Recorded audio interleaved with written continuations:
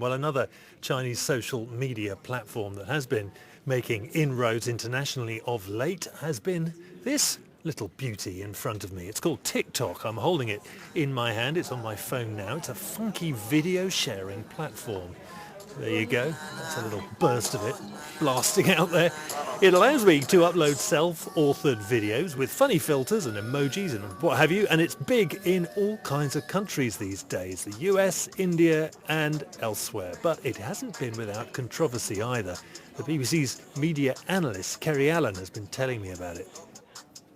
One of the things that a lot of people acknowledge is because it's a Chinese platform, they expect that it will be subject to a degree of censorship. So last week there was a young woman who decided that she was going to make a video masquerading as one of these makeup blogs. And halfway through the makeup tutorial, she suddenly starts talking about the repression of Uyghurs in northwest China and saying that the Chinese government are trying to, basically she uses the words, it's another Holocaust. Hi guys, so I'm going to teach you guys how to get long lashes. So the first thing you need to do is grab your lash curler, curl your lashes obviously, then you're going to put them down and use your phone that you're using right now to search up what's happening in China, how they're getting concentration camps, throwing innocent Muslims in there.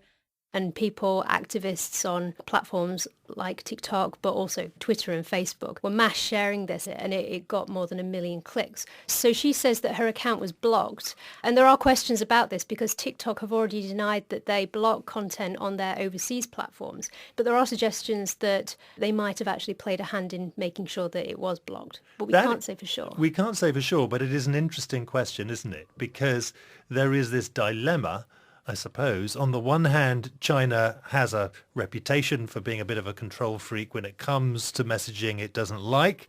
But when that is applied to a tech firm going global, making a stamp on the world, and indeed having a commercial impact, then that is a real problem for Chinese digital exports.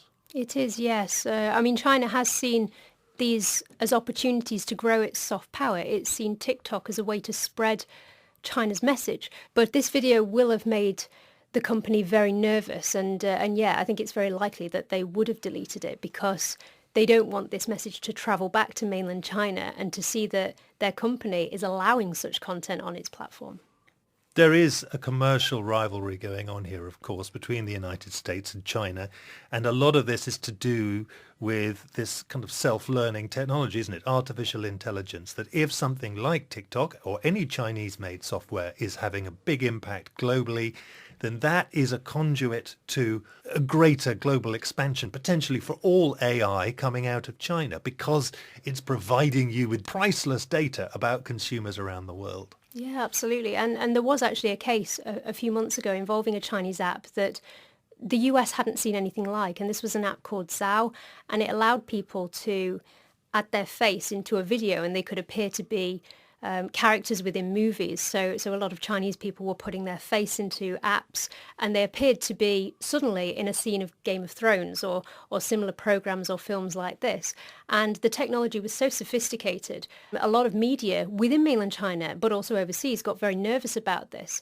And they said that it was taking people's facial data. There was the suggestion that if it didn't have the right security in place, that this data could be leaked. So many people nowadays are using their face to pay for things in China. This has become one of the growing trends, that some of this technology that is rising, there are concerns about data being leaked or stolen. They've got your face, they can steal your money.